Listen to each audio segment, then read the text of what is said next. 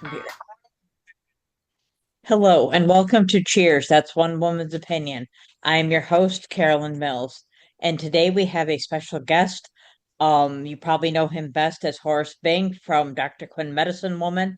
So I'd like to welcome Frank Collison. I did say your name right correctly. You did. You didn't say collision. It's Frank Collison, and thank you for inviting me, Carolyn. And you're right. A lot of people do recognize me from Dr. Quinn if they're older. Young people, not so much. I would say I'm not old. I'm only 40. Well, I mean, the show's been, I mean, it's still in reruns, so yeah, people Yeah. see it.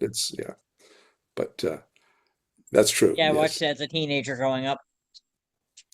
That was a major break in my life. I mean, breakthrough, a good thing. I started that show with one child, and by this time the show wrapped in after 6 seasons, I had three children. So, Nice. and my in the show, Myra and I had a baby, and they were looking for someone about 4 years old to play our daughter, and my daughter was four. One of my daughters was 4 years old, so she auditioned, but she didn't get the part, which I'm actually kind of glad because in the show, Myra and I got divorced, and I didn't want to put my real daughter through that. But it was a good 6 years for me, for all the whole our whole family. Yeah. I'm actually rewatching the series now, and I actually have it on my TV. I have it paused. I'm currently on the library episode. Oh, right. Yeah. The book burning one? Is that the one where they burned the books? Yeah. I think Um, my Dr. kids Mike were in starts the that. library. Uh-huh. My kids were in that episode. And Beth Sullivan, who created the show and produced it, was always getting very important topics into it. So it was a show set back in right after the post-Civil War, but a lot of the issues addressed were issues that are still with us, you know. The only time that I disagreed with the writers, and I did it privately, they had me, I don't know the name of the episode, but it's when somebody comes into town and he presents himself as some sort of like a chamber of commerce kind of guy. Oh, we're going to help all the businessmen in this town. But then you slowly find out he's with the Ku Klux Klan. Oh, yes. I just watched that episode a little bit ago. Right. Yep. So they had Horace join in with the men who went out and were going to shave Grace's head. And they had me participating. And so I quietly went to the writers and I said, if you look at the history of Horace Bing, there's no way he would participate in this. So they changed it, where I suddenly realized what's going on and say something like, "No, I'm not going to do that," or something, because I had been on, I'd never, that wasn't Horace. So plus my parents were active in the civil rights movement when I was growing up, so I was very attuned to that. And I don't know, there's another episode, I think it was the Fourth of July episode, where Horace dresses up like Abraham Lincoln Yep. and reads the Gettysburg Address. Well, once a year, the writers would have us come into the office and talk about the arc of our character. Where is your character going? And I said, in the post office there, I have a portrait of Abraham Lincoln, and I'm thinking Horace is a big fan of Abraham Lincoln. And then I told them that my father used to do an Abraham Lincoln show. And as a kid, I would travel around with him and help him on that show. So I said, wouldn't it be great if Horace gets up, dressed up like Abraham Lincoln? Except you can't make the makeup too good because he's an amateur. But they did do that, and it was fun. And you had the right height too. That's true.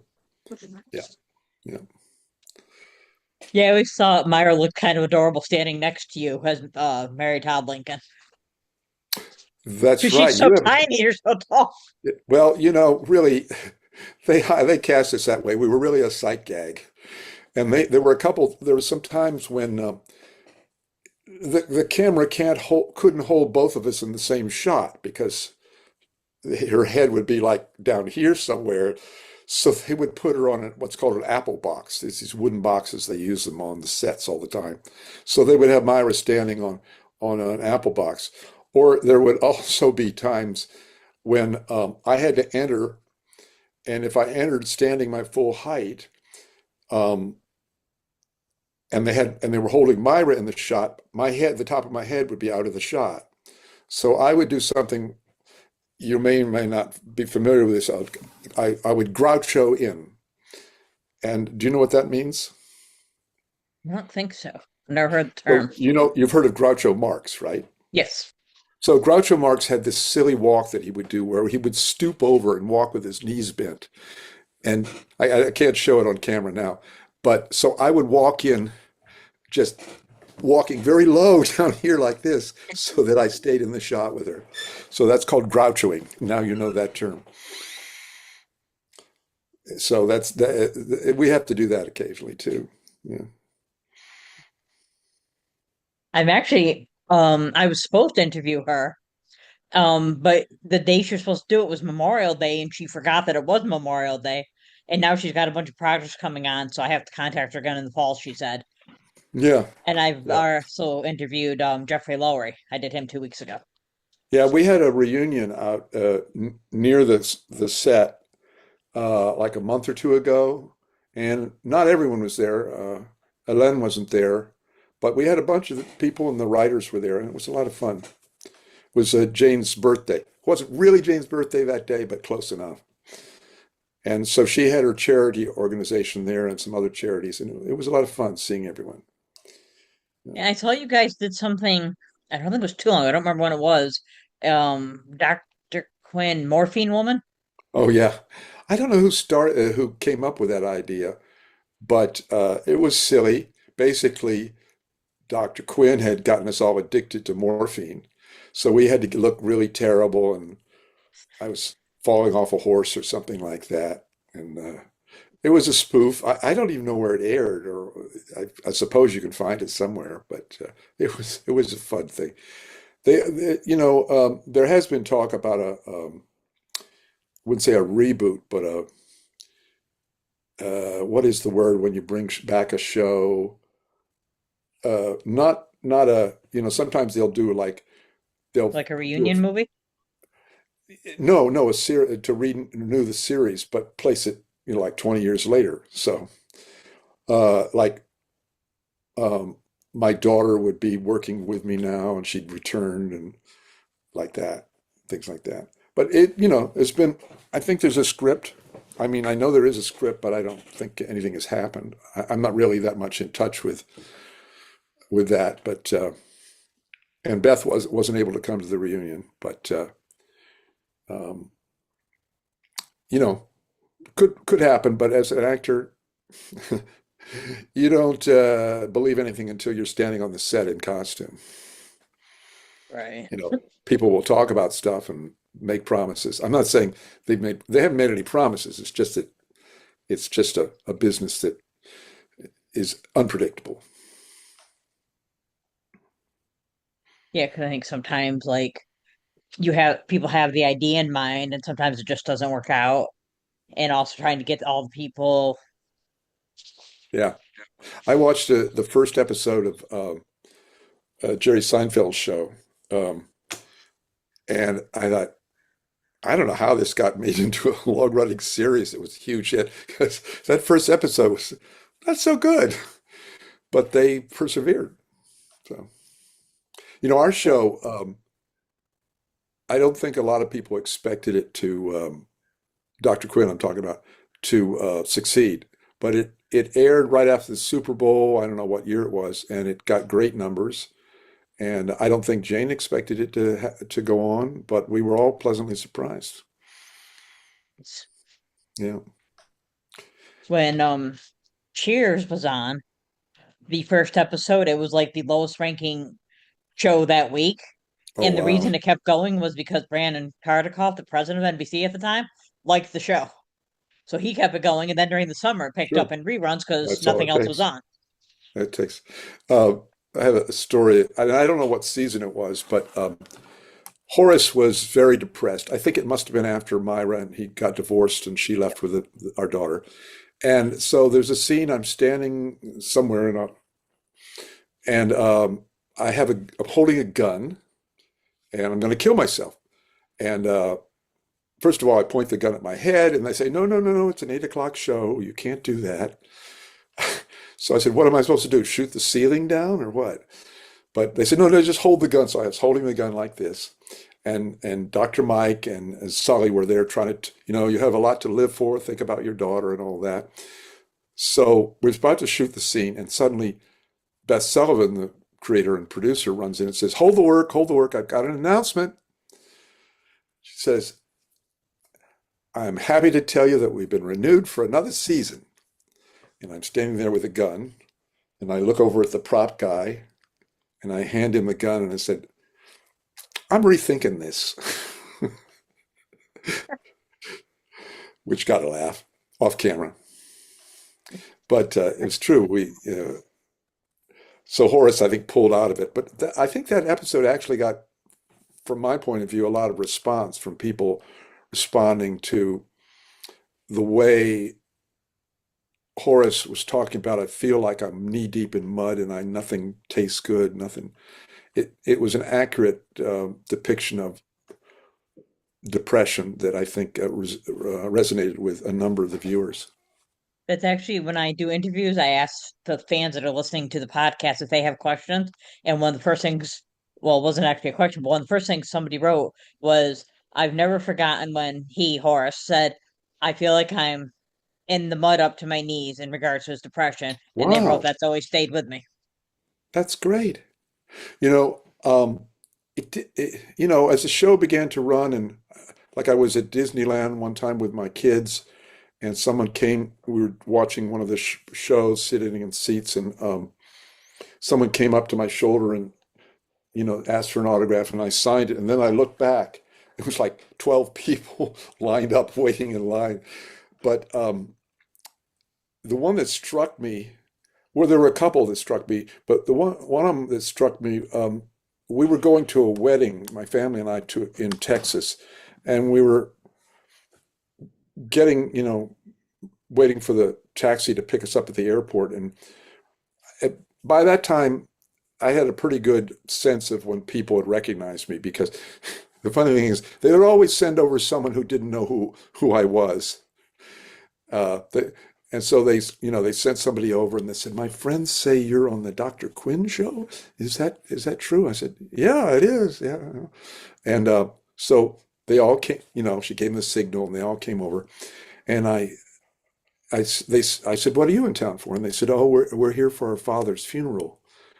And and they said, one of them said, uh, Pop and Mom, every Sunday they'd watch the show. It was their favorite show. And so last Sunday they watched the show as usual, and then they went to bed, and Pop didn't wake up. And it's like, first of all, I wanted to say, "Oh, our show is killing people," but no, I just realized though that it had become an integral part of their life for 6 years. And the other one that reminded me of that, I was shooting a movie that um, didn't get around much, called Hope Springs, and it was we shot about 200 miles north of Vancouver, uh, Canada, and Mary Steenburgen was playing my wife, and Colin Firth was in it. Heather Graham, Minnie Driver, and Mary was like our social director. So she said, "Okay, we're going to go to this diner tonight, and then we're going to do karaoke." I said, "Okay." So we're sitting in this diner, looking at the menus, and the waitress comes up and goes, "Can I?" And she looks at me, "Oh my God, oh my God." And then she runs into the kitchen screaming, "Get me a pencil, get me a pencil." She comes out again. So while she's out, Colin Firth is looking at me and just thinks it's very funny, and I'm embarrassed because I want to say, "You know who this is, right? This is Mary." But she comes back in and she said, "Oh, couldn't you make it out?" She's telling me how she wants it made out. And then she looks over at um, Minnie Driver, and she says, "Oh, you're Minnie Driver, right?" And Minnie shakes her head, yes. And then she goes, "Okay, so that's all she says to Minnie Driver. She just goes back to what she wants for the autograph, and then she runs off into the kitchen. And I look at everyone, and they're just thinking it's very funny because I'm the least known of any of these people. And I said, character actors, whatever. Plus, I've been coming into their homes for 6 years now, and they only have one movie theater here in town. They may have never seen you. So it was a lesson on A, character actors get recognized, and B, um, I don't know what the B is, that um, television has quite a reach.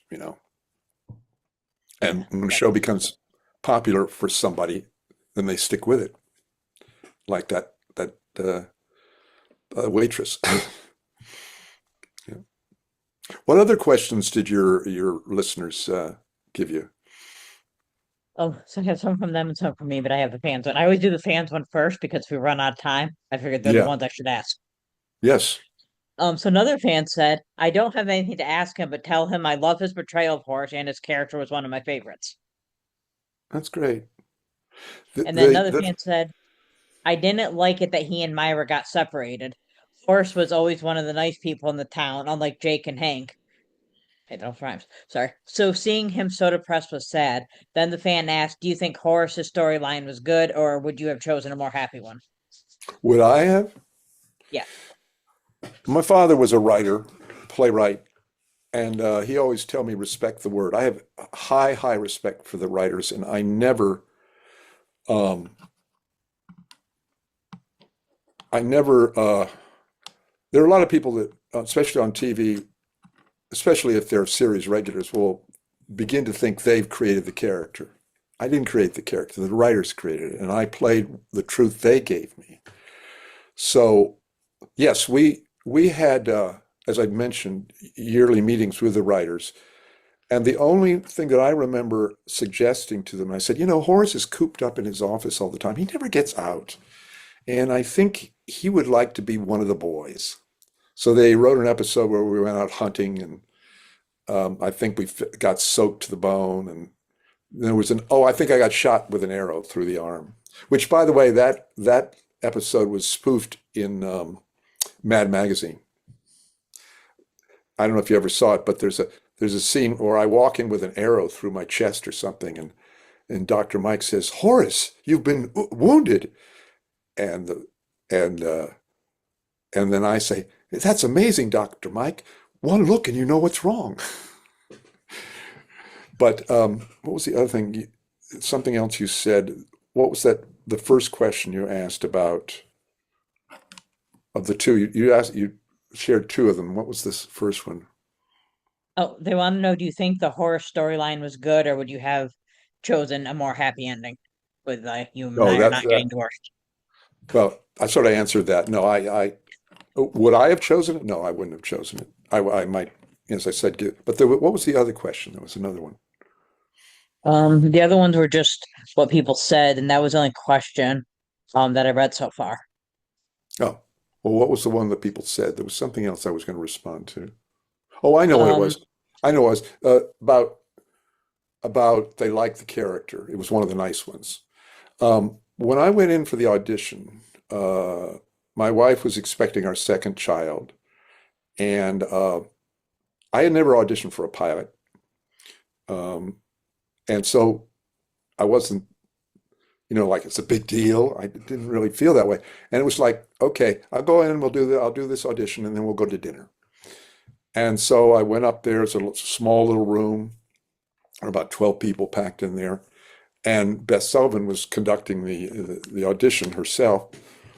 And so she asked me what was going on, and I started talking about that we're expecting another child. I don't know what I talked about, but eventually someone in the room said, "Beth, we should probably have him read the script." And this is a lesson I've taught to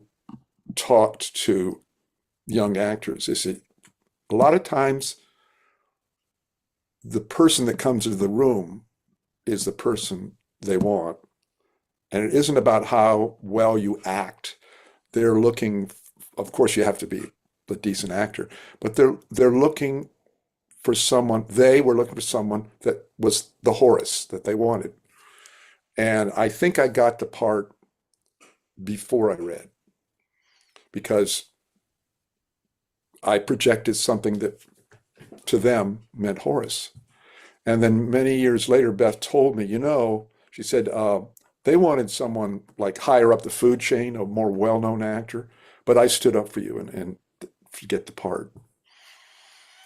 And then there Nice. was another time when they were going to write my character out of the show, but there was a whole letter writing campaign that the fans started, and they didn't write me out of the show. So I have great respect for the writers, and I have respect for the power of the fans of the show. I have heard nothing but good things about Beth Sullivan. Hmm. Ditto. Nothing but good things. Yeah, yeah. It was great. She hired a lot of women. She had a lot of themes that reflected this. Well, I mean, just the fact that she created a show that centered around a woman. Yeah, Yeah, was. I think the show didn't get the respect it should have deserved. It was sort of lumped in with Little House on the Prairie as being old-fashioned and corny. yeah. I've heard some people make comments. They're like, "Well, such and such a thing didn't happen then," or "That's a." I was like, somebody literally wrote, "Dr. Quinn was not really the first woman." Like, Dr. Quinn was not really a real doctor. It was an actress playing. Yeah. Well, yeah, it's what she created, and the other thing was that was really interesting was the fact that we had background people who were there with us for 6 years, and we became friends. They're always told, don't talk with the actors, leave them alone. But there was no rule against me talking to them. And eventually, there were people that helped me with my crossword puzzle, and another lady knit Christmas stockings for my kids, another one of the background people. So there was that too, that we really were a family out there. That's pretty cool. Yeah.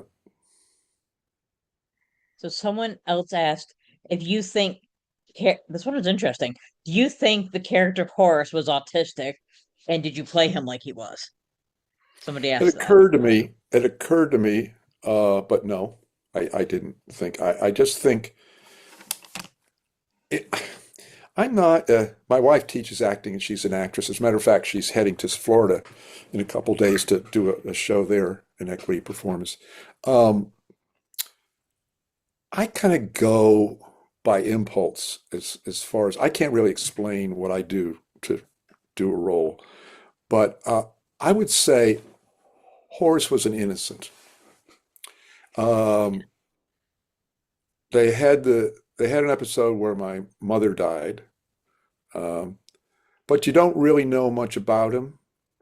And I think in that era, there were a lot of people that had come west to for their fortunes or because nothing was happening for them. So they came west seeking something, and Horace found this perfect job for him. And he was a virgin when he married Myra, as we could clearly tell. That was a very funny scene with their wedding night. Um, and I didn't. I think he was always. He was a gossip because he was in a position to hear all the dirt. You know, people would come to the post office. He'd see that someone got a letter from so and so, and um, so I was aware that he and Myra were sort of comic relief. We were, um, and then there was the whole storyline of her moving from being with Hank to marrying me. Yeah. Another person asked, "What was your favorite episode to shoot or storyline of Horace?" Oh, wow. Uh, and I don't remember the names of them. Right behind me on that shelf up over there, or all there where I'm pointing now, all the DVDs of the show, which I haven't watched since the show. For storyline. Phew, I'm not sure. I mean, the attempted suicide was a good one. Um, um, I like the one where we all went out, the men all went out. Um, it wasn't a major part of the episode, but there was one where you discover that Horace can douse for water. You know, he uses the stick and looks for water, and we had the entire town single file following behind him where he's looking for water. Um, I'm not sure if I can pick out one. Um, Basically, I just showed up and did the work, and enjoyed it. So I'm going to leave Dr. Quinn for a minute, but I'm going to come back because now I got Sure, the questions that I had. sure. I do those in order. And I wanted to ask you, about you toured and played Miss Harvington and Great Expectations, 39,000 miles, I think it said. Yeah, yeah. Miss Havisham, Great Expectations. So I got this show. I finished my MFA. I went to New York. I got hired by a company out of Boston where we toured all over the country, 39,000 mile in a van. We did Mark Twain stories, Edgar Allan Poe stories, Great Expectations, and Edgar Allan Poe. Did I say Edgar Allan Poe? Anyway, we did a bunch of stories, all crammed into a large van. And Miss Havisham is a woman who was jilted on the day of her wedding and has remained in that wedding dress now, and is a very old woman. And Pip, the central character, is interacting with her. So they put me in a very large chair, and I had a dress with Velcro up the back because I had to change from Miss Havisham to another character in about 30 seconds. So the dress came off, took off had white powder on my face. And all I remember is the line from that show was, "Come closer, Pip. You have never seen a woman." And what was now I can't remember the line. "Come closer, Pip. Are you afraid of me?" Or something like that. And somebody came, and so in the program we had the character name Miss Havisham with some made up name for the actor playing the role. So somebody came backstage and, where's the actress who played Miss Havisham? I said, "You're looking at him." That was fun. Only in theater could you get away with that. That was fun. And something about doing shows, I think it was shows for the Vietnam protest. I think, no, I think, Oh, yeah. My phone is ringing. My apologies. I'm going to have to hang that up. Sorry. This is live broadcasting. I was at San Francisco State during the Vietnam War, and I had been working with a teacher there, an acting teacher, and he came up to us one day, a bunch of us in the theater department, and it was chaotic. I mean, the campus was shut down. There were sometimes as many as 900 policemen on campus. The black students were pushing for a Black Studies program. The war, so the My Lai incident had just happened. And for those listeners who don't know what it is, American soldiers went into a village and massacred, I'm not sure the number, but 300 to 400 children and women uh, who were not soldiers. And Dave Purdy, my mentor, came in with this Life magazine with a picture of the My Lai massacre. And he says, "We have to do something about this. We have to do something." So he created a show which followed the lives of 6 American young men who were drafted and ended up in Vietnam and participated in the My Lai incident. And it was quite, I list that as probably one of my most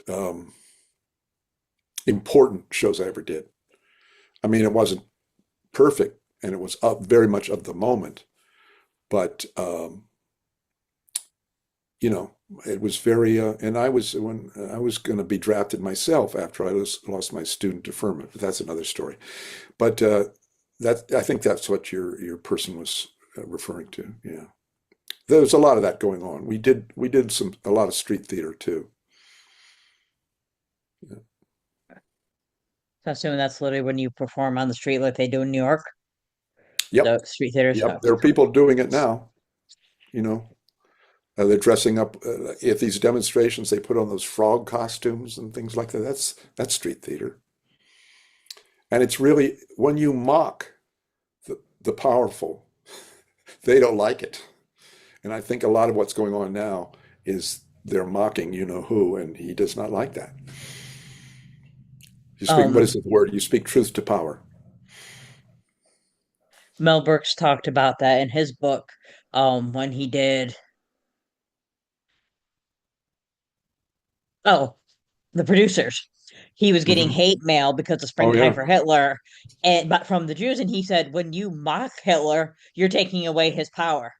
He's like, and you guys yeah. don't get this. He said, I'm not supporting him. I'm saying I can make fun of you because you're no threat to me. And That's he got hate mail that's for that. right on the money. You're right, Carolyn. Totally. Yeah. So I have these are the ones that I wrote. You were in an episode of Moonlighting and played a Padua resident, which I just Padua. watched that episode. Yeah. Padua. Yeah. That was fun. Uh, my favorite line in that was, I think Bruce Willis's character is asking me directions for something, and I say, "I am off to floss." And then years later, I did two movies with him, The Last Boy Scout and The Whole 10 Yards. And it was funny about what was it? It was the last, oh, it was The Last Boy Scout. Yeah. No, no, The Whole 10 Yards. I was playing this not very smart Hungarian, the son of a rich Hungarian gangster by, played by Kevin Pollak, who was playing my father, who was younger than I am. But so I went in for an audition for that. And then my agent called me and said, they want you to come in for a day. I said, oh, do I have the part? He said, no, no. Well, they'll pay you for the day, but it's just they want to have you. So we were doing the scene where Bruce Willis and Matthew Perry wake up in bed together naked, and I'm tied to a chair, and I'm looking at them like, what's going on? And Matthew Perry says something like, why am I naked and why does my ass hurt?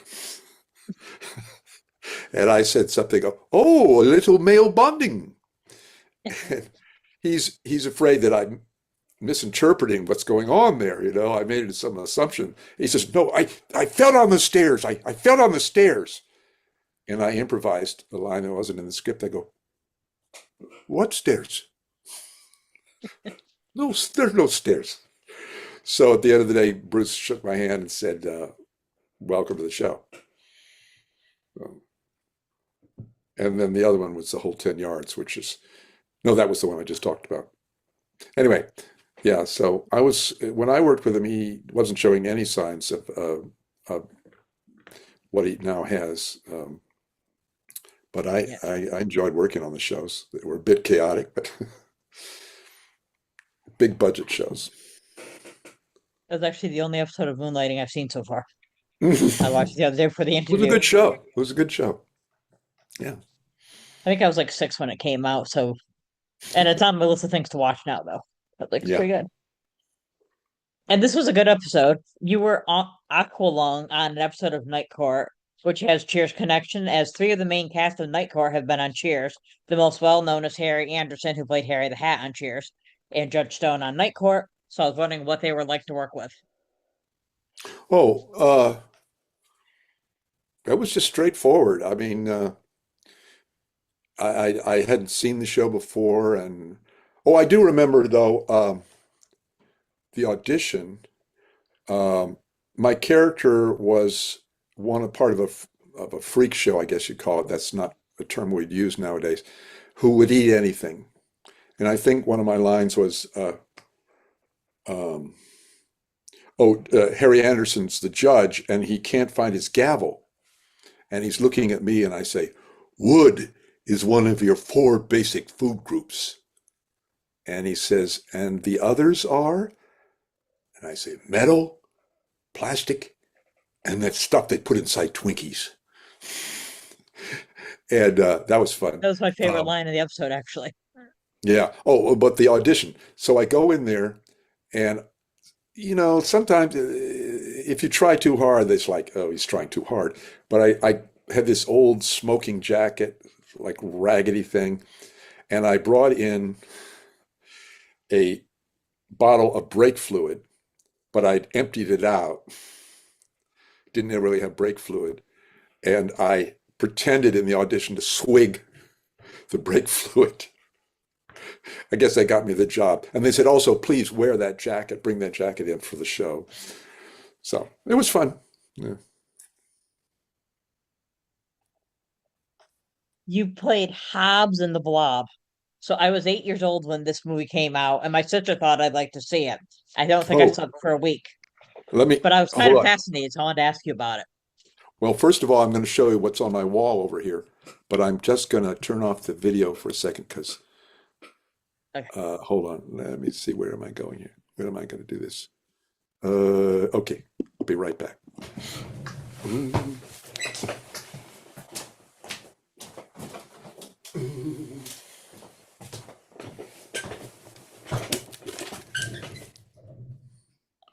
Okay.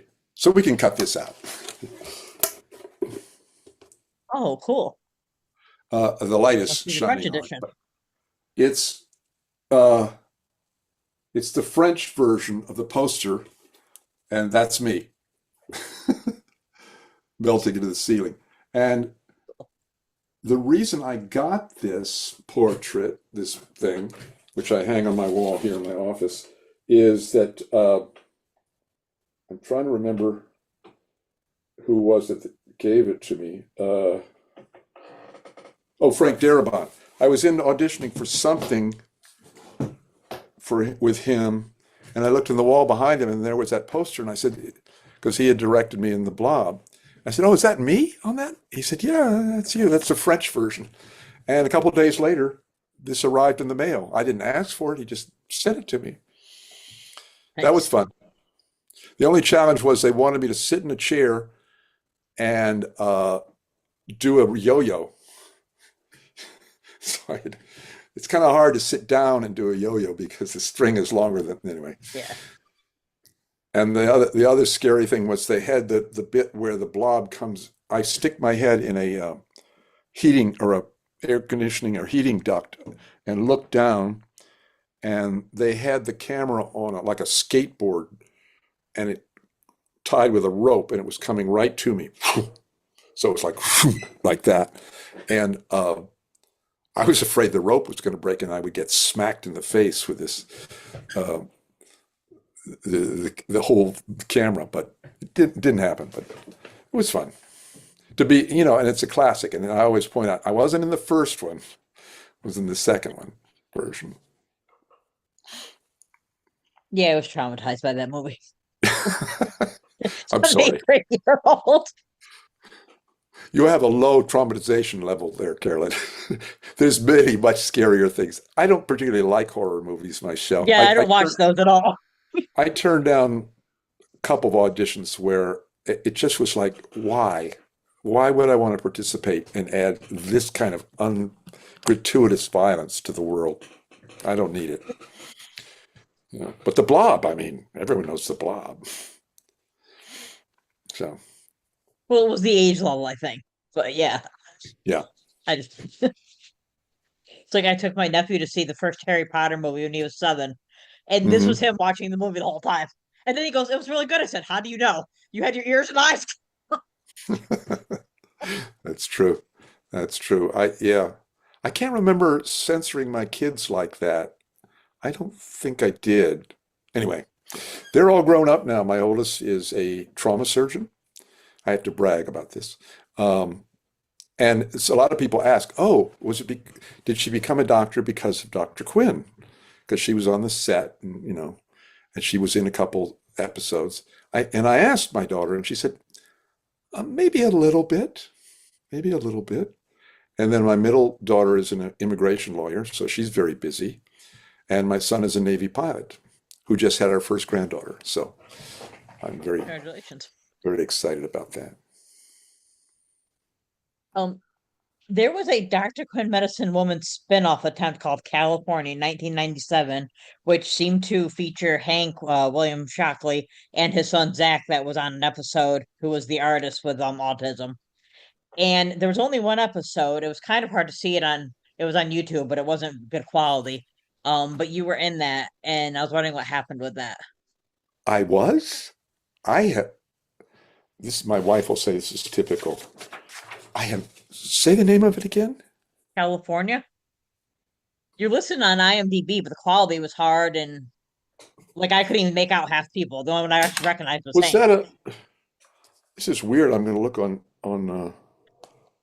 IMDb. I have no And memory there's of only that. one episode, so it obviously Well, didn't yeah, I go guess it was a all. pilot. It was a pilot. Uh, I have no memory of that. That's how memorable it was for me. Sorry, sorry, William Shockley. He's a good guy, but I don't remember it. Well, I won't take up your time with that. I'll have to look it up. I was just I don't know talking to where my to. friend yesterday about him, and I said, you know what's interesting? Because I compared it to 90210 with Dylan McKay and Brandon. I said, you have the good guy and the bad guy. I said, so when I watched Dr. Quinn, I said, there's Sully, who's incredibly gorgeous, and he's the good guy. I said, but then there's Hank, and he's just horrible, but he is so hot. I was like, because there's something about the bad guy. My oldest daughter had a crush on him, and there was a scene where he blacked out both of my eyes when I was standing up for Myra. Which, by the way, they never used the word prostitute, but she was a prostitute. They called her a bar girl, but it was an 8 o'clock show. So, I mean, they had all sorts of stuff that was like like the first episode, or one of the first. Dr. Mike is going around, and she hasn't gotten any respect from the town as a woman doctor, so she has to prove herself. So I complain about my hearing not being very good, and she examines and says, "Oh, well, let me help you." And she reaches in with a forceps and pulls out a big chunk of earwax, and she holds it up on camera, and they go, "No, no, it's an 8 o'clock show. You can't show earwax on an 8 o'clock show." I said, "Oh, I didn't know that was a rule." And so they consult with the writers, and they decide, okay, what they'll do is you won't see it, but you'll see a little metal pan, and you'll hear her going like this, and it'll go blink where you hear the earwax falling into a metal pan, and somehow that's okay. Yeah. But Well, we don't want kids corrupted with earwax. right. And I have one more question before I go back to the Dr. Quinn questions. And that Hmm. was you played Jimmy Moon's father on Seventh Heaven. And I want to know what that was like, that experience. Oh, yeah. Uh, I guess I had hopes for him coming back. Um, it was just a guy. I think his my son was smoking pot or Yeah, something. and then he started dealing. Yeah, I think it was a 1 day shoot. Yeah, I was You know, actually surprised that he wasn't back because Jimmy Moon was on it quite a bit. I mean, he dated one of the characters. you mean the son? Yeah, The Yeah. so I was surprised the father Well, I have didn't to come back. admit, I never watched it very much, so I don't know that whole story. But you know, there's a lot of stuff I did that I wouldn't say was forgettable. It just was, I showed up for a day. That's the difference between theater. When I first got to LA, I had worked with a lot of people up at ACT, the American Conservatory of the Arts, American Conservatory Theater, and then we had all worked at a theater company in Central Coast called Pacific Conservatory of the Performing Arts for I'd done it for like 4 or 5 years. And then we all came to LA and we said, what are we going to do now? And we started a theater company, and it's now celebrating its 40th wedding anniversary. And I was a founding member of that company. And so that's where you really form a bonds and you form a way of working together because you've worked together for a long time. And we're theater people. And on a film, you show up, all the series, like I did like a day on Criminal Minds, and it was a really, I had to cry and break down. And I think it was just one day. And, the series regulars were very nice. And I remember that because they were very nice. But sometimes the series regulars, they're off in their own world. They have their own, they're tight with each other. And so you're just showing up there to solve a problem or to, to fill a storyline. Right. So you do the work and then you move on. I sort of consider myself like the guy who shows up to fix the pipes in your house. And you ask me, well, what was that plumbing job you did at the Henderson house? Did you tell me about that? I don't remember. I'm not a plumber, but I am an itinerant laborer, I guess you'd say. I show up and do the work wherever they pay me to do the work.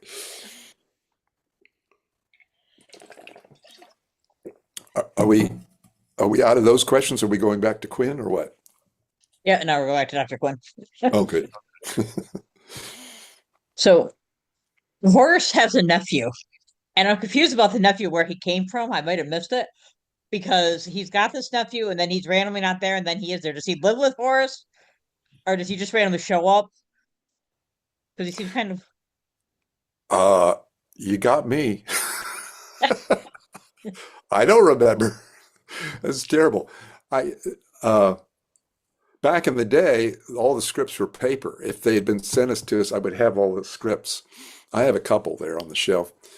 Um, I don't remember. yeah, because he's Did he come in interested to in visit? Colleen. He wants to be a scientist, very smart, Uh-huh. and then But it's like where he's he came, gone, and then he's was back, he? and he's Well, he didn't interact with me very much. I don't remember him doing that. I don't know. Wow. Yeah, I don't know. I guess he was there for summer vacation. I don't know. that could make sense. Yeah, Yeah, because I wrote, we see him come and go. Yeah, he never actually leaves Colorado Springs. We don't because when everybody leaves, there's a big send off.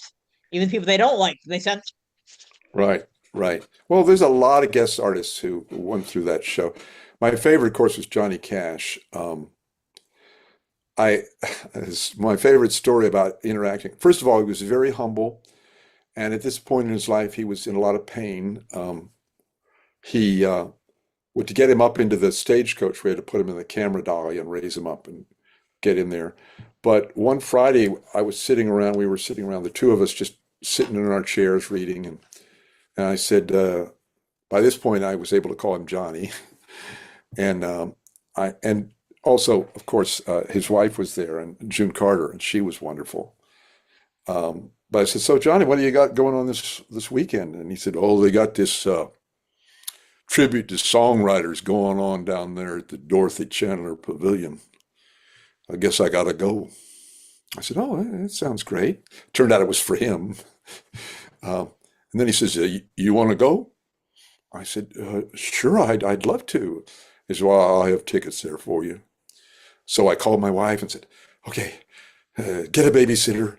We're going to go down to the Dorothy Chandler, which is a biggest place in LA, theater. And all I had is one suit, a white linen suit, and I knew he'd be in black, because he's the man in black.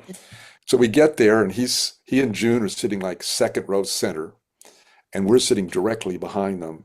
And I'm introducing my wife, and he's celebrated in the thing.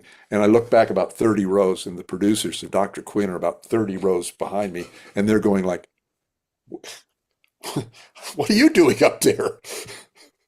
We're the producers. Why weren't we invited to sit next?" I didn't have anything to do with this. And on Monday, we came back to work and Johnny said, "You got a mighty pretty wife." That's how I remember Johnny. You got a mighty pretty wife. But he and Jane and became really good friends. Um, and it was sad to lose him. They were very, very, very down to earth, you know. And by this time, it's interesting because in the plot, June Carter's character was saving his Johnny Cash's character from his bad habits, whatever they were, and which is exactly what she did in real life. She got him sober and off drugs and things like that.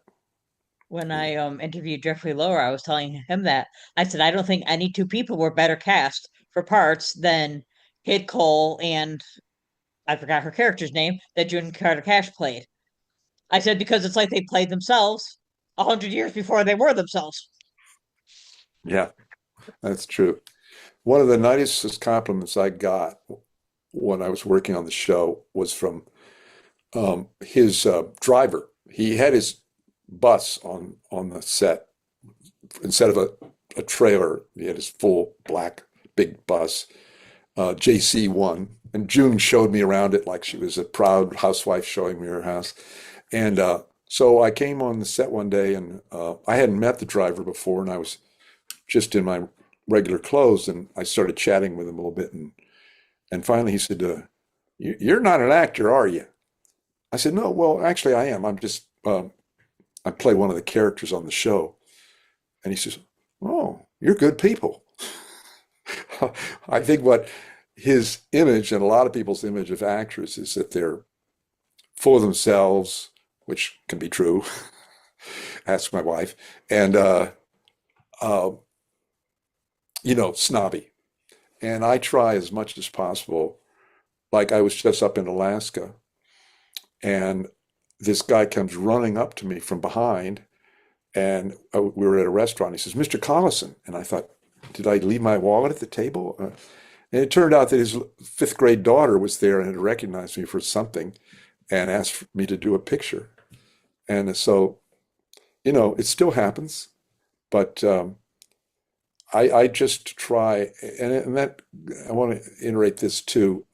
When I was on the show and I was mentioning the background people, I tell this to upcoming actors, treat everyone with respect. First of all, it's the right thing to do, and second of all, it may very well pay off because that person you treated with respect then may think of you for a project they're doing. Like I did something about 2 months ago. A woman that I had worked with 20 years ago is now a casting director and contacted me about doing motion capture, which I had never done before. Do you know what that is? You wear the Not spandex sure. suit with the little dots all over it. Uh, Anyway, it's what they do to make video games. And this was a video game for Lara Croft video game. And it's because you make connections and you treat people decently and with respect, and it's what you should do. I think that goes both ways because I don't think like I actually got to meet Jane Seymour when I was in New York City seeing Phantom of the Opera. She was at the Hmm. show. And I Uh-huh. was so excited. Somebody said, go get her autograph. I'm like, I'm not bothering her while she's watching a show. First of all, I came Hmm. to see the show, not her. No offense. It's my Yeah. favorite show. But when I left the theater, I happened to see her outside and I did get her autograph. So I think it goes up. I'm like, no, there's certain times you can talk to people. Going Yeah. into the bathroom stall to get their autograph is wrong. On the street, that's cool. It's a public place. They're just out there. Cool. So I think it goes both ways. Yeah. Yeah. I agree. That's true. Yeah. That made me think of odd places I've been asked for my autograph. Um, Odd places I've been recognized. I was hiking with my daughter in at the tip of South America in Patagonia, and one of the rangers on horseback recognized me. And I realized the show has been aired in 90 foreign countries. I would love to see me speaking Japanese, what that looks like. Um, and then I was at a bank once, and the teller was not sure. She was confused about whether she could cash the check, and the cashier at the teller at the next window said, "Oh, no, no, he's doing my Dr. Quinn show. That's him." Well, that helped. Good idea. Yeah. My mother, she passed away in 2009, and you were her favorite character. She loved Oh, Horace. And she actually referred to you as the man with the eyes. That's how she referred to your character, because she could I not think I remember your know. name. And I read that you were really good at being able to do the whole crossing your eye thing. And I was wondering if that was hard physically on you to have to do that. No, I had strabismus, or I had strabismus, and also you could say the man who tilts his head. In order not to see double when I was a kid, uh, I had to tilt my head. If I put it straight, I would see double. And I just thought it was a thing I could do, and I don't recall ever mentioning it to my parents. But once I was in Dr. Quinn, I was getting tired of it, and I went in and I had surgery on the eye to adjust it so it wasn't so far off from the other eye. And the surgeon said I was the oldest person she'd ever done it for. And I mentioned it to Jane that I was doing it, and partly to try to alleviate the head tilt. And she said, "Oh, I love the head tilt." I said, "Yeah, well, you don't have to live with it." So the crossing the eye, no, I don't think I'm any good. I mean, it's just the way I am. I don't know. It's my eyes. And I guess that's part of being a character actor. You have these quirks, you know. It's like that story I told you about where I'm getting recognized in up in Canada, and they don't. It's because there's only one of me, but there's a lot of uh, good-looking young men. They're a dime a dozen. They're all over LA. They're waiting. They're your waiter at every restaurant you go to in LA. My wife and I have had discussions all the time. We were at a restaurant and we say, "Oh, are you in the business?" "Oh, yeah, I'm an actor." I said, "Oh, we are too." So I don't mean to put them down. It's just that they are more likely the people that are going to play the leading roles, and I'm playing what I'm playing.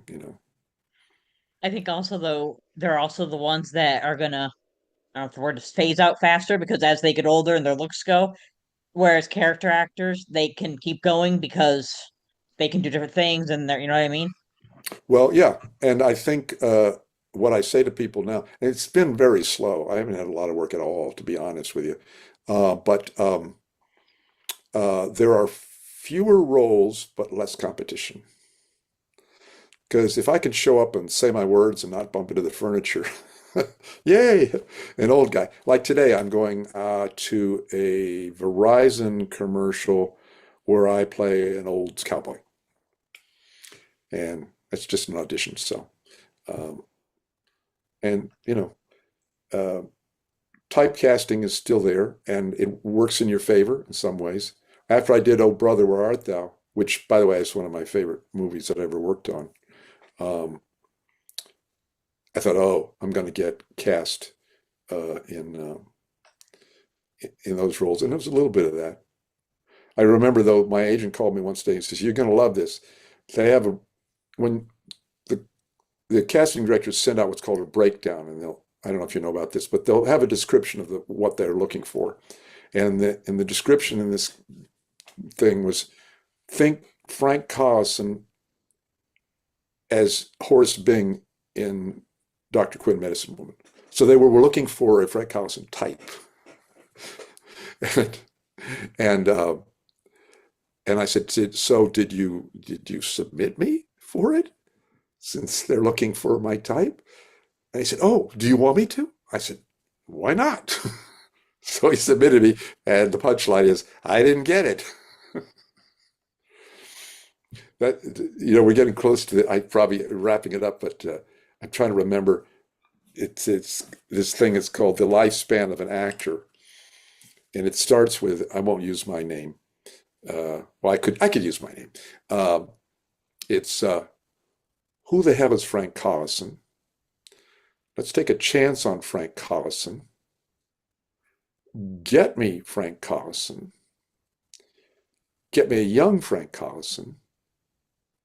Let's take a chance on Frank Collison.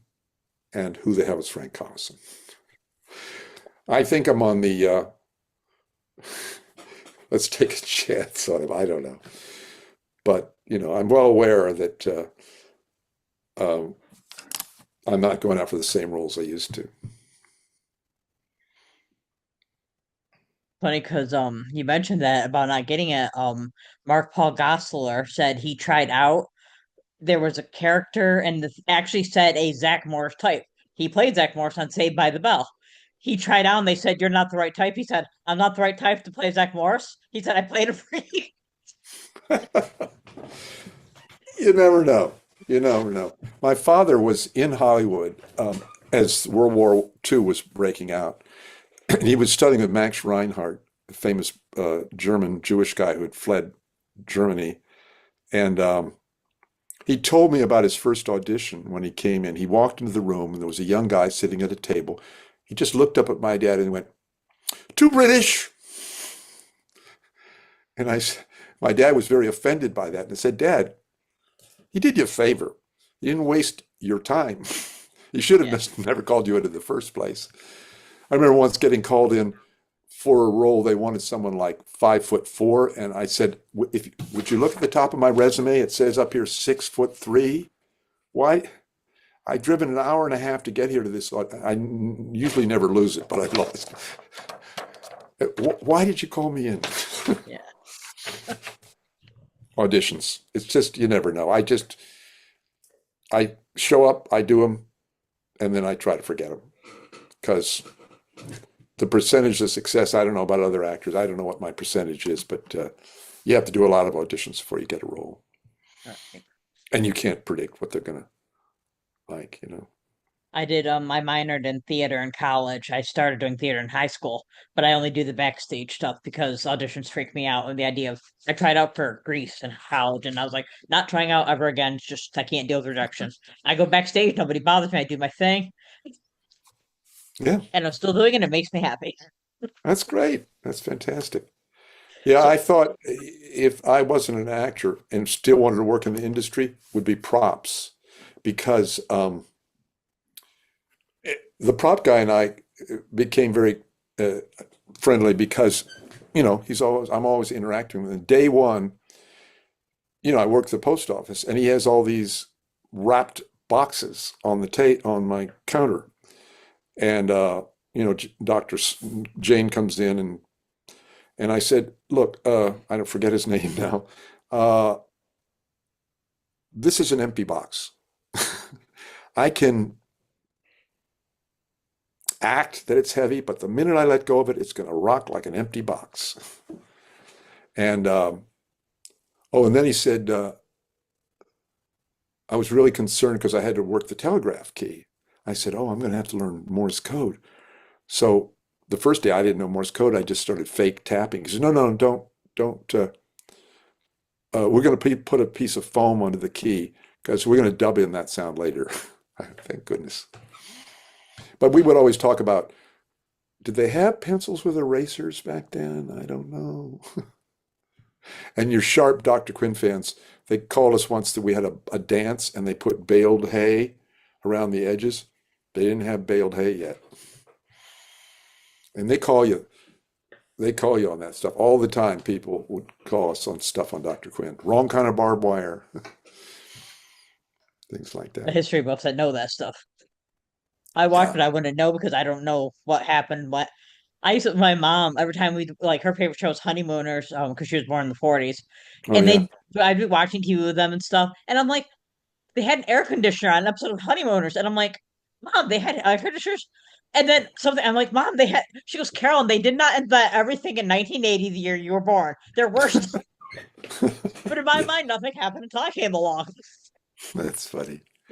Yeah. And on a show like that, who cares? Yeah, that's true. So after Horace and Myra, you actually mentioned this earlier. After Horace and Myra got married, Horace struggled to make love to her, and you played him being awkward perfectly in the bedroom scene. And I was wondering, do you think, I don't know how to say her name, is it Helena? Helen, yeah, you Helen. said Helen. Udi and you, did you guys have good chemistry, do you think? Um, I'd say we had a good working relationship. I didn't interact with her off, some of the people I knew socialized together elsewhere, but I had two very young kids, and then towards the end I had my son. So I mainly would, after I was wrapped, I was going home because I was leaving the house at 6 in the morning and not getting home till 8 at night. So Gotcha. my focus mainly was on my kids. So Len and I had a good working relationship, but we didn't socialize or become, friends off stage. Orson Bean and I, Orson and Allie Mills, who became his wife, were he joined the same theater company that I was a founding member of, Pacific Resident Theater, and we did shows together. And I would love it. He'd come on the set and he'd or we'd go to the table read of the next episode, and he'd look at the script and he'd go, bullshit, bullshit, my line, bullshit, bullshit, my line.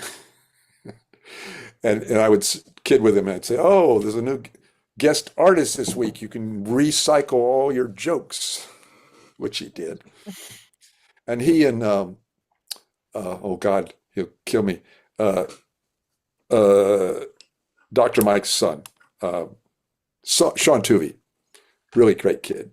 They bonded like a house of fire. They were great together. They did all kinds of shtick off camera, and it was fun to see them.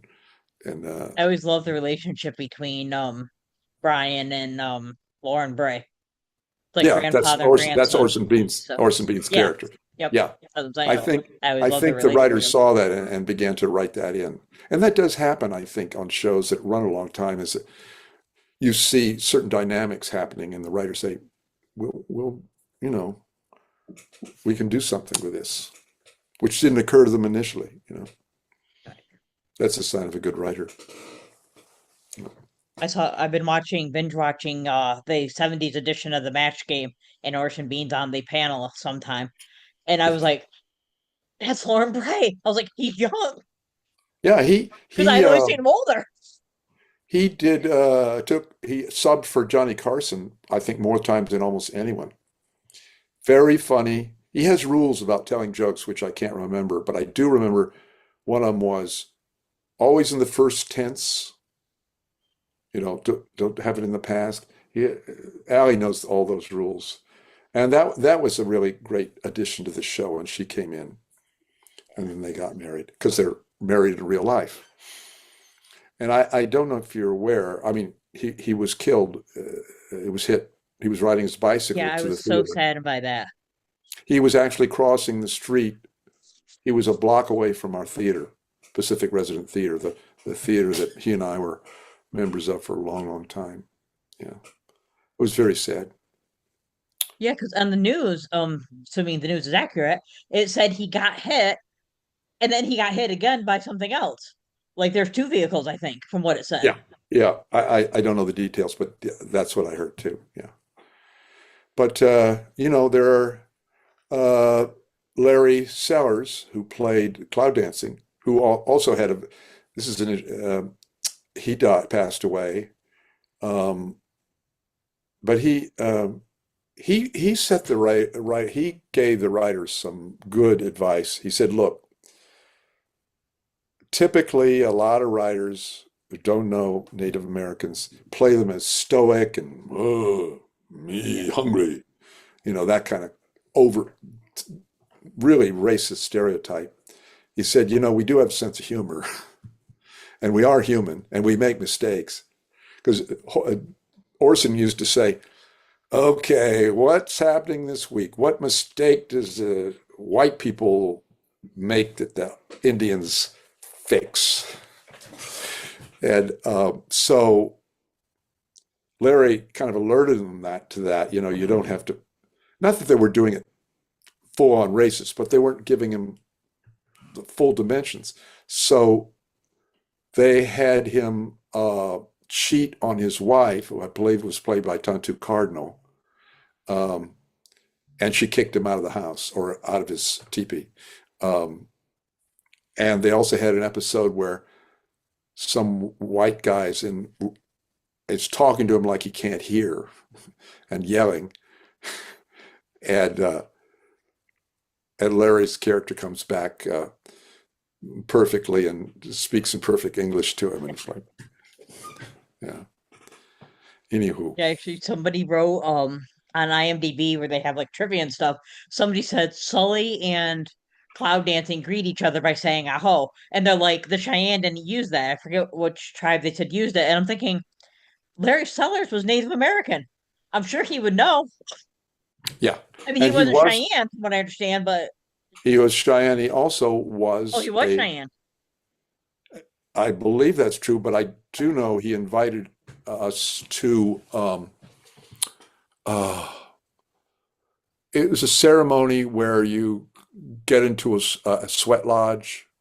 It's like a cleansing ceremony, and unfortunately, we weren't able to go. But I really appreciated the invitation. Um, that was, and he made jokes about his name was Cloud Dancing, so he said, "Meet my wife lap dancing," or my no, it's my daughter lap dancing. He was a very funny guy, and of course, that that is not the image that you see in most westerns. Yeah, Uh, but he was actually in Wayne's World. I think it's the second Wayne's World. He was in, yeah, and when I interviewed Jeffrey Lowry, he informed me that a lot of the people in Dr. Quinn didn't said they knew how to ride horses, but actually did not. And ah, because he was from Wyoming, he did. So I was curious, do you know how to ride horses?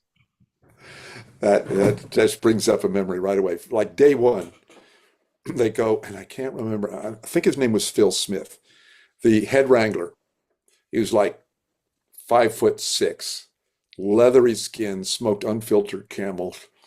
You know, they said go over and talk to Phil about horseback riding, and so I go over there and he says, "How much you know about riding horses?"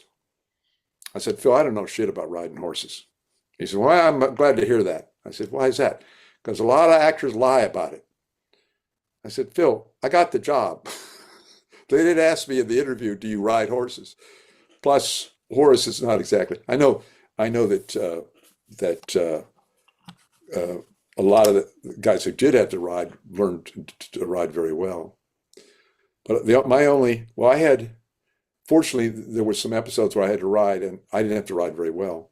But there was an episode uh, where I am. This is an example of Horace not being necessarily the pure guy that you think he is. He found out about some gold claim, and he was rushing out of town to stake the claim because he'd gotten like it's sort of like insider trader information, and he was riding out of town in his buggy to stake a claim. And so they taught me how to use the buggy, one horse buggy, and I'm riding out of town up and over the railroad tracks, and the director says, "No, no, no, it's got to be much more urgent. You got to go really much faster." So the second time I did it, it was early in the morning and the tracks were wet and the horse went down. Did not flip the wagon, but I was really concerned the horse would be injured. It wasn't, Yeah. but it did flip the wagon. That was scary. I mean, flip the horse, not me. But yeah, that was fun though, being around them. What I never understood was why craft services, who puts all the food out and the snacks, they are also given the job of cleaning up the horse poop. I said, those should be two separate jobs. I don't think the person who is setting up the food should be dealing with horse poop. Yeah, Yeah. definitely not related. So I don't know if you can answer this one, and I can't think of her name. Character name? Colleen Quinn. There are Yeah. two actresses that played her. Yes. What happened to Erica Flores? Why did she get switched out to Jessica Bowman? I I don't really know. I mean, there was something going on, and I don't want to venture an explanation of it. Um, of why. I mean, I can tell you why I was going to be eliminated. They uh, Les Moonves said you got to slim down the recurring the uh, series regulars. You got to cut some of them, which is why he was going to cut me. They didn't have a problem with me as an actor or anything like that. I don't know what it was. I was. I mean, the fact that they could just swap them out, I think, did send a message to everyone in the cast: you're replaceable, because we just replaced Colleen, and you know, It was weird because they look nothing alike. Like the Darren switch on Bewitched. When I was younger, I could not tell the difference between the two Darrens. They kind of sort of were similar looking. These two were totally different. One was taller, one was blonde, one was, and I was like, it was, but they both did a good job. yeah, but different. Yeah, yeah. I'd like to see someone who could have played Horace Bing. That's the other funny thing about being recognized. People come up to me and say, "So you were in Westworld, right?" I said, "No, no, you must be confused. No, no, you were the guy." And I said, "If I was in Westworld, I didn't get paid. That wasn't me." So there's some doppelganger out there that's easily could have come in and played Horace, and I'm under no misconceptions that I'm not replaceable. Yeah. Jane wouldn't be replaceable. No, or Sully. My mom used to always make me laugh because my mom was a huge Westerns fan, and I wasn't a big Western fan, but I actually what happened is I saw Jane Seymour in a television movie called Are You Lonesome Tonight with Parker Stevenson? Uh-huh. And I loved it. And I was like, wow, she's awesome. And then one day I turned on TV and I'm like, Mom, she's on TV. I was like, it's a Western. My mom's looking and she says, Carolyn, that's not a Western. They don't speak with British accents. I was like, Mom, only she speaks with a British accent because she's British. I said her Yeah, character's actually from Boston, so it still works. yeah, And that's when she yeah. saw you, and she's like, I like the guy with the. And every time your scene came on, she would be out there watching, and then she goes, "Oh, he's dating the nice prostitute lady." I Yeah, that was sweet. That was sweet. was like, Mom, you're the only person I know their first choice a nice prostitute. What I want to say about Jane is the recent work I've seen her in, I think it's some of her best work because I think she's been allowed to show more colors. You know, she was a pretty straightforward, serious person every year. She was dealing, like my daughter is a trauma surgeon. She deals with life and death every day. And I asked her about how do you deal with death. She just had a 14-year-old who was shot in the chest. This is my daughter, for real, not on a TV show, Yeah. and saved his life.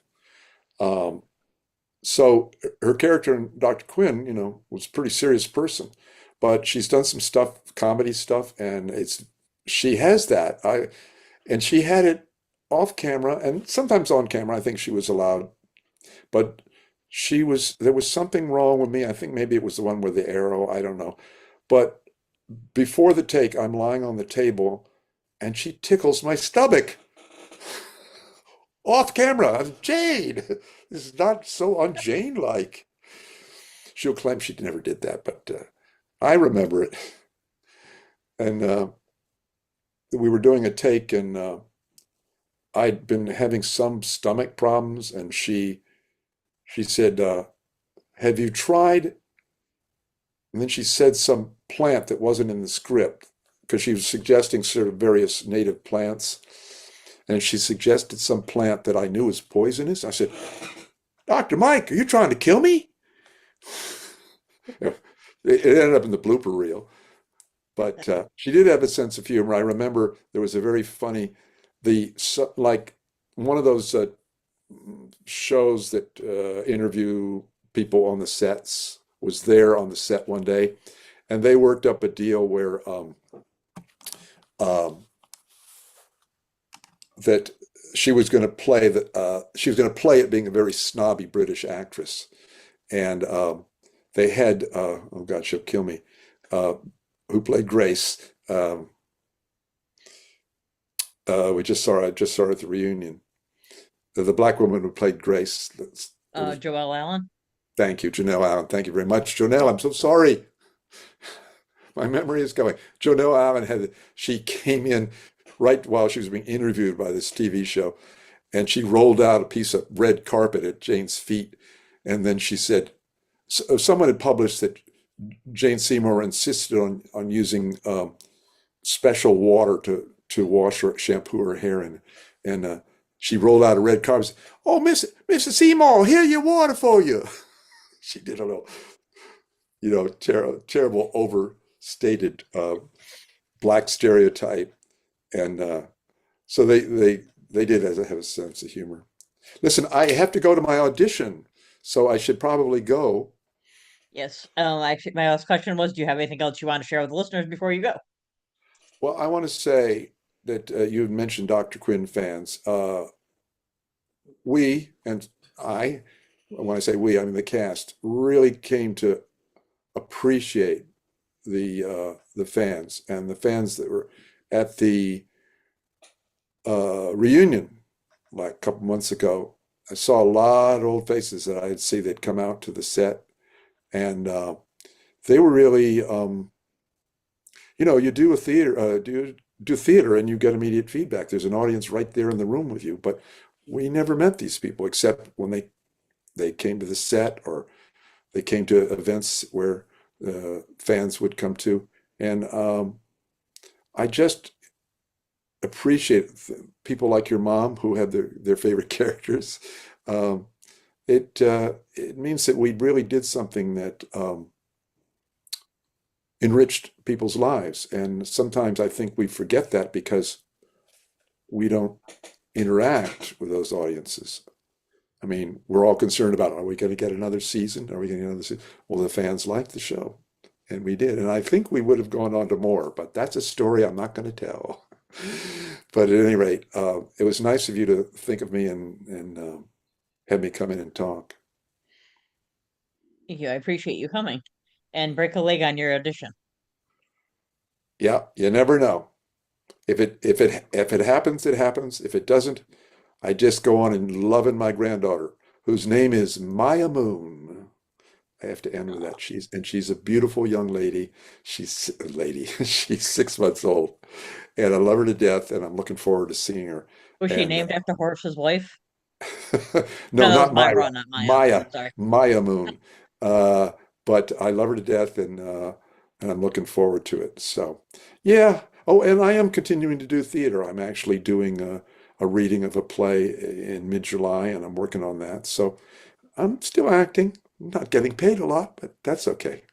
But thank you, and I thank all your fans who wrote in with those questions. It was fun to talk with you about it. Thank you. You're welcome. Have a good day. You too.